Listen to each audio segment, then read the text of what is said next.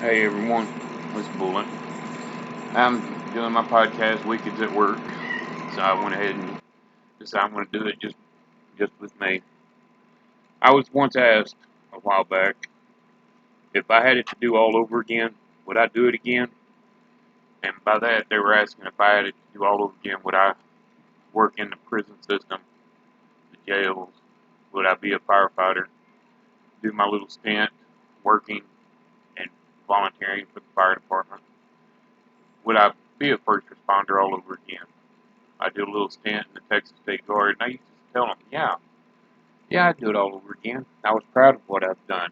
I was proud of everything that I accomplished. I'd made it all the way up to captain. Actually, I made it once to major. Went to Washington, D.C. for a little while and then came back home. So I was actually proud of that. That was a big step, but no, I wouldn't do it again. There's no way. The reason why is I've become, I guess you'd say, a little disheartened with my government and my state. And I'm not saying I'm a radical anti-government nut job that's running around out there hiding in the woods, trying to live off the land, a sovereign citizen. I'm nowhere near that. I'm fully aware of the laws. I'm aware I've got to have a driver's license to drive my car on the road. So no, I'm not a sovereign. I'm just more, I guess, heartbroken. I spent 30 years working in the state, working in the private part of it, working the corrections. Did a little time working in county jails. Was in the state guard. Did my time firefighting. Stuff. I served. I put in my time. I I was a productive citizen of the state. I was a productive citizen of my country. I paid my taxes every time. I paid my taxes. I paid into my taxes. The whole time I worked, I paid in. I put all my money into it. There were times where I didn't get no money back from the government on my taxes, and I had to pay into them. Yeah, a lot of times I did get money back, but there was a couple of times when I was younger that I had to pay in. I remember once, and I look back at it now, and it's not a big amount. I had to pay $300 in when I just started working, and I was like, oh my God, because I wasn't making that much. And I was like, how am I going to do this? And I actually had to make payments to the government to pay off my taxes before the next year rolled around. And it was only $300. And I look back at it and I kind of laugh and think, okay, 300. Yeah, it's nothing to sneeze at, but back then, to a kid starting out who didn't have a lot of money, that was a lot of money. I paid into it. I griped and grumbled every time I'd make my payment, but I knew it had to be done, and I knew that it was for a good cause. Funding my government. That's what funded our streets and our schools. I knew all that. I wasn't an idiot, and I still believe it to this day that, yeah, we have to pay in our taxes. I guess I'm heartbroken because over the years of pounding the concrete, out there sweating, fighting fires, getting burned up sometimes, getting hot and throwing up everything because I went through heat exhaustion or whatever because I was out there fighting grass fires from dusk till dawn or all night long. I was out there tramping through the concrete, through the steel and fighting with inmates, and wrestling around, and having to fight someone that's covered in feces or stuff like that. And I did my time, and through all of that, I I beat down. No, sorry about that. I had to stop for a second. I don't know if y'all heard my cat in the background. He's kind of audible. He jumped up on my desk trying to see what I was doing. He's nosy, extremely. One of these days, though, he's gonna stick his nose in something that's going to shock him. But anyway, I beat down my body doing all that. I've developed osteoporosis in my back and my legs. My knees are shot. My left hip is about gone. Well, it's not about. It is gone. It's bone to bone. It's got a fracture in it. I've developed COPD because of, inhaling all that stuff, the smoke from the forest fires that I've helped fight, from the grass fires that I fought, the chemical agents over the years. I was a chemical agents instructor, so I breathed in, tons and tons of chemical agents over the years. I've got it ringing in my ears because I was a firearms instructor, and I was tough when I first started. I was, nah, I don't have to worry about no hearing aid while I'm out there, and I fire off rounds and everything. I wore the ear protection when I was teaching class, but when I was out shooting by myself, I didn't wear my ear protection because I was tough. So I've got ringing in my ears from that, plus sitting, next to the engine in the back of the fire truck, screaming down the road sometimes, the sirens, all that. I've also got depression and anxiety from it, PTSD from it. I have nightmares, and I did my time. I paid my dues. And now, after all of that, I'm 52, can barely move, can barely get around. I'm having to watch my wife. She's breaking her back, working while we both opted for me to go out on disability. We thought, okay, yeah, it's going to take a little bit of time. I did some research on it, and it said, I went out on contact unemployment, and they said, yeah, I put in for it, and they were going to pay me my unemployment for it since I went out for good cause, and then all of a sudden they reversed it because they decided now that they couldn't help me because I can't drive, because I'm no longer viable for employment because of my debilitating issues. And that just floored me. I was like, what? And then shortly after that, I get punched in the face again. I get a notice from Social Security that now they're not going to pay me my disability. So I get one telling me I'm too disabled, and another telling me I'm not disabled enough, but they both got the same information. I sent them both the exact same thing. So you got a state agency saying, no, we're not going to help you because you're too disabled. Right? That destroys me. And then you have another agency saying, or another government entity saying, no, you're not disabled enough. Then the state comes back after I put in for like my Medicare, Medicaid, and all that. They come back and say, no, we're not going to give you Medicare, Medicaid, none of that. But hey, there is a silver lining to this. And I'm thinking, okay, what's that going to be? We can give you $23 a month in food stamps. I laughed. I couldn't help but laugh. I was like, is this bitch for real? I was like, okay, that's not what I put in for, but hey, all right. But so you're telling me that I'm only worth $23 a month for everything I've done in my life, for the state, for my community, for my citizens, I'm only worth $23 a month. Okay. I told them, no, I'm not going to accept that. There's other people out there that need that a little bit more than me. I'm not going to take $23 a month. I felt really, really mad. I was insulted so bad over that. I I ended up hanging up on her. I couldn't talk to her because the more I sat there, the more I was getting aggravated, and I was like, I'm about to cuss this woman out, and it's not fair for her to get cussed out. It's not her fault. So I hung up on her, and I just left it alone. I'm sitting back. I'm mad. I'm watching TV, and I'm scrolling on. I got my phone. I'm watching TV, and I'm also playing on the internet. Like everybody else. I'm on Facebook. I'm on Twitter. All that good stuff. And I'm sitting there. I come across a news report. All these, and it's been going on for a while, but I never paid any attention to it. But this time, it stuck out to me. They were talking about the illegals crossing the border and the help that they're getting. And it's been, like I said, it's been going on for a while, but I never pay that much attention to it. It is what it is. Biden is screwing up America. We all know this. There's no getting out of that.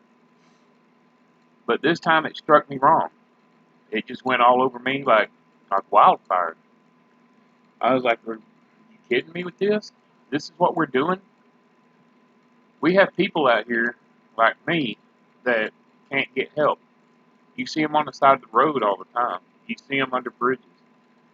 You see them. They're vets, not just vets, but they don't have to be vets. They're people, our citizens. They come from our state. They're on the side of the road and they're homeless.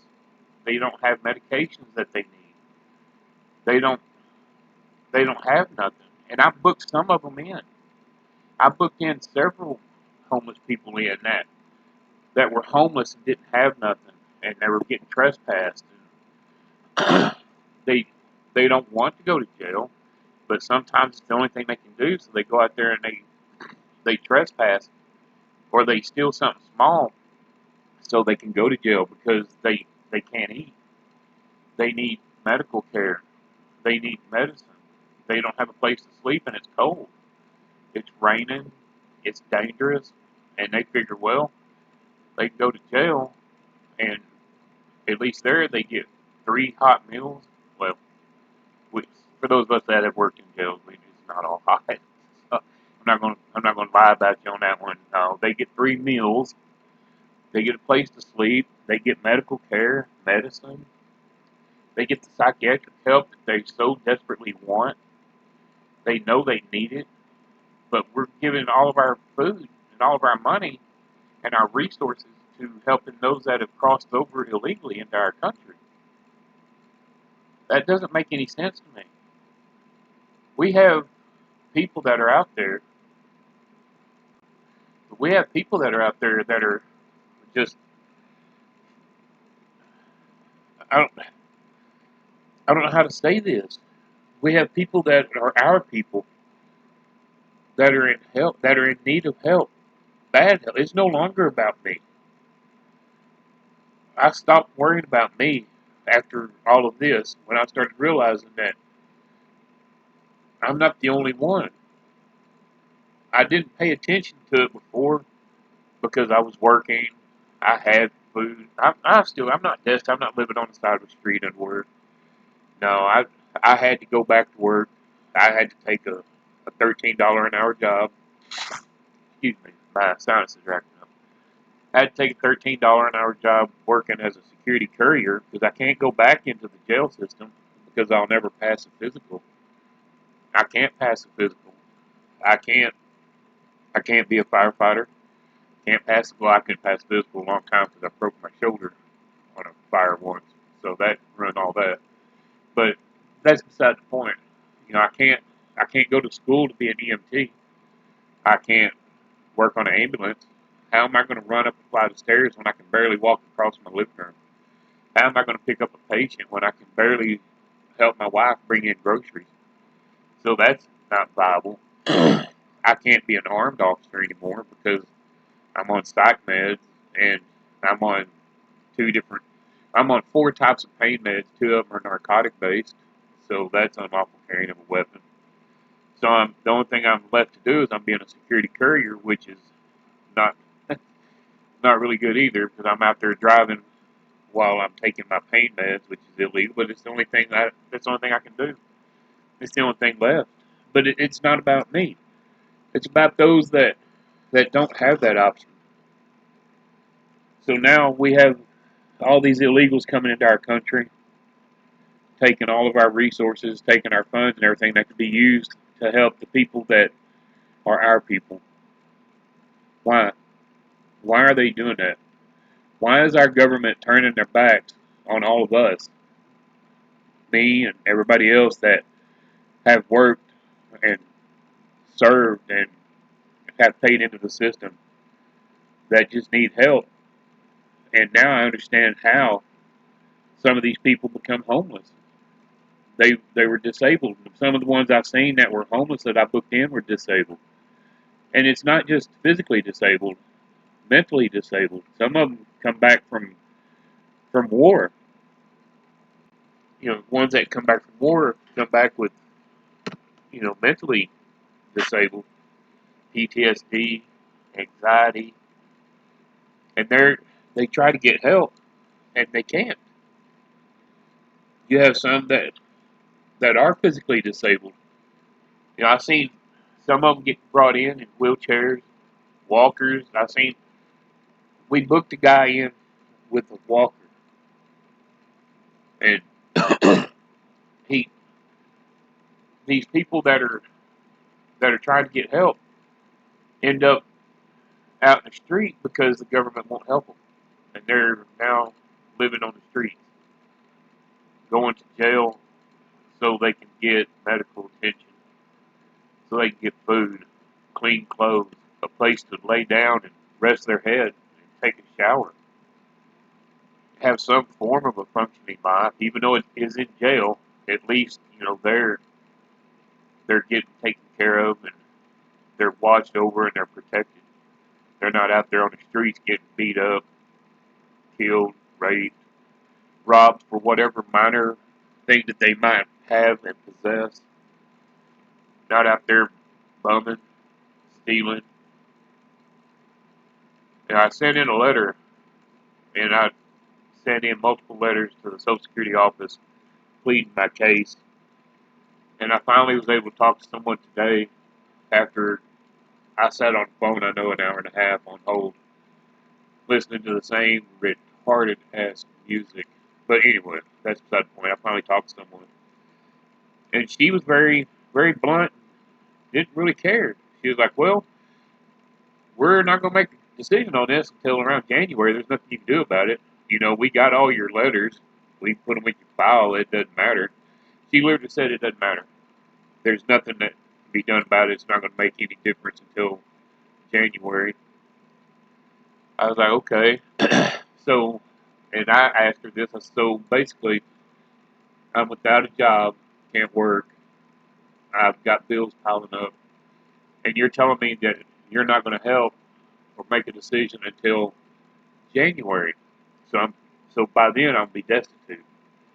Which I'm not. I was just asking her this because I wanted to know the answer to this question. I said, so basically, I'm going to be destitute. I'm going to be without a place to live. My cars are going to be repoed. no, no phone because they're going to shut it off. No electricity. No place to live. No place to lay down. I'm going to be living in a box, right? She's like, well, they're contact your state and see if they'll help. Okay, so that's your solution. And I told her, I said, well, my state won't help me. And she was like, well, there's nothing you can do about it now. It's not going to make any difference until January. And I got mad. I didn't cuss her out. It's not going to do no good to scream and holler and cuss someone out. I wanted to. Oh, did I want to? But it's not going to do any good. It's not really going to do any good to scream, holler, and cuss her out. So I just said, well, okay. And I hung up the phone. That's all I could do. And at that point, I just gave up with my government, with my state. It is what it is, I guess. There's nothing that can be done. I've sent some emails and I filed a complaint. It's not going to do no good. It's not. I contacted the ombudsman. I did all that. I've got a lawyer, and they're standing beside me, but there's nothing they can do. So, it is what it is. Like I said, I'm being forced to go back to work. And this is the funny thing about it. I'm a disabled man, 52-year-old disabled man. Couldn't run across my living room. I couldn't run across my living room. Let's get this point across. I couldn't run across my living room right now if I wanted to. I couldn't fight myself out of a paper bag, a wet paper bag, one that had been soaking overnight. I couldn't fight my way out of it. I couldn't tackle a kitten. Okay, and I'm a security courier, unarmed, and I'm delivering money. Not just a little bit of money. It's not like I'm picking up an envelope with $5 or $10. And no, no, no, no. I'm bringing in at the end of my day. I'm bringing in thousands of dollars back to my area. Back to my office that I report from. To put in a safe. I'm turning thousands of dollars. So here, all these people, and I'm talking sometimes 29 to 32 stops a day. All these people are depending their money, their hard-earned money, thousands and thousands of dollars to a crippled man who is on psych meds and pain medication without a gun. I'm supposed to have a gun, but I'm not carrying one. I'm not going to. I'm not going to carry a gun being on pain medication and psych meds. This is just not happening. So here I am, and they're trusting all their money. Let that one sink in. Yeah, I'm not protecting their money. I'm telling you now. Someone comes up and puts a gun in my face, I'm going to be like, here's the keys. There's money right there. You have a good day, sir. Can you please at least let me keep my phone so I can call my wife to come pick me up? That's all I ask. Here's my wallet. Here's my jewelry. Here's the keys to the van. There's the money. It's right there. All I ask, let me keep my clothes. Let me keep my phone so I can call my wife. And I'm going to sit my happy ass down somewhere, let them just drive off with it, and call my wife, say, hey, come pick me up. And I'll call the cops, of course. I'm not going to just let them get scot. I'll call the cops. I'll give them the description, tell them which way they went, color of the van, and what all it was carrying. I'm going to tell them the kind of gun it was, and what caliber, and everything, and how big it looked when it was stuck in my face. I'm also going to tell them, but I didn't fight, and I'm not going to, because I'm 52 years old and disabled. And I'm forced to work because the government and my state has turned their back on me. I know some people are being like, well, you can't do that. You took it. No, no, no.